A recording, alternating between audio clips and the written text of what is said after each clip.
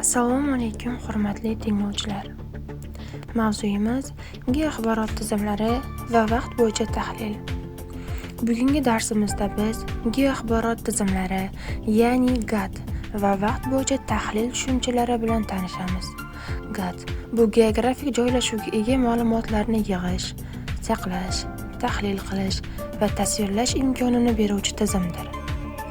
Bunday tizimlar orqali biz fazoviy ma'lumotlarni, ya'ni xaritalardagi joylashuvni vaqt omili bilan bog'lab tahlil qilishimiz mumkin. Bu jarayon vaqt bo'yicha tahlil deb ataladi. Geoaxborot tizimlari nima? Geoaxborot tizimlari bu xaritalar, sun'iy yo'ldosh ma'lumotlari va statistik ma'lumotlarni birlashtiruvchi raqamli vositalardir.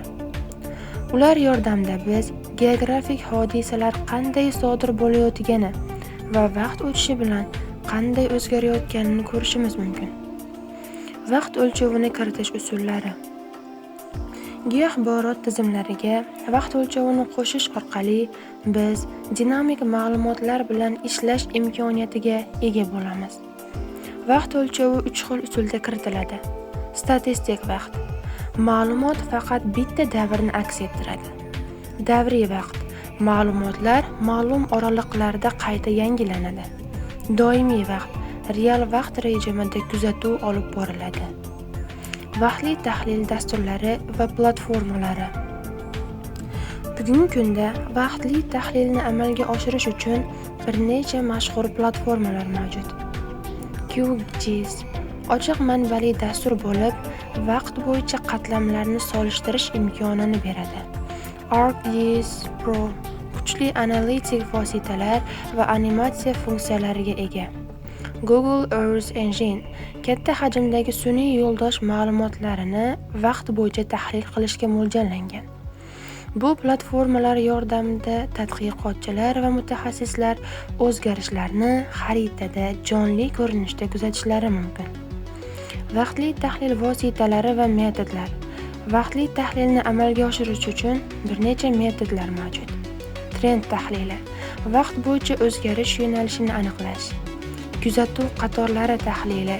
Ma'lumotlar orasidagi davriylik va tendensiyalarni topish. Vizual tahlil. Xaritalarda o'zgarishlarni animatsiya shaklida ko'rsatish.